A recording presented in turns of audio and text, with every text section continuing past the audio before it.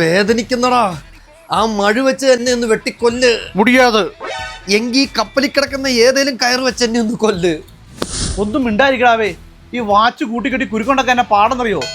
എനക്കപ്പുറം എന്നെ കൂടെ പെറി ഒരുത്തം വരുവേണ്ട. പാത്തുക്കോ പാത്തുക്കോ.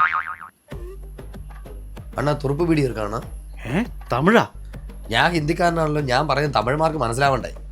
ആ, പീടിയില്ല, കട്ടൻ കാപ്പി പരിപ്പോടെ ഉണ്ട്. അത് ശരി.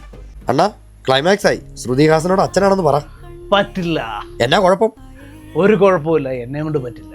താൻ ഹോസ്റ്റലിൽ 18 തടിയന്മാരെ സംരക്ഷിക്കുന്നതോ? അതുപോലെയാണ് ഇവളുമാര്. സത്യരാജ് മാസം ഒരു 50 ലക്ഷം രൂപയ്ക്ക് പണം കൊണ്ട് വരും. ഇവളുമാർക്ക് തികവരായിരുന്നു. മാത്രമല്ല കല്യാണപ്രായമായ പെണ്ണുങ്ങളാ. വിദ്യാഭ്യാസവും കല്യാണമൊക്കെ എന്തോരം ചെലവുണ്ടെന്നറിയോ? എന്നെ കൊണ്ടൊക്കെ പറ്റുമല്ലേ?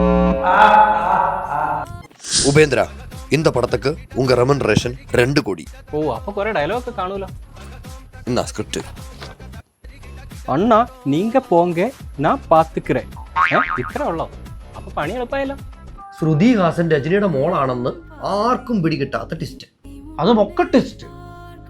അത് ക്ലൈമാക്സിലും അവളോട് പറയാതിരിക്കുന്നതോ? അത് കാട്ടുമൊക്ക ട്വിസ്റ്റ്. 150 രൂപ വർത്ത്, 150 രൂപ വർത്ത്, ഓഡിയൻസിക്ക് 150 രൂപ വർത്ത്. அரங்க மதிர விசில் பறக்கவே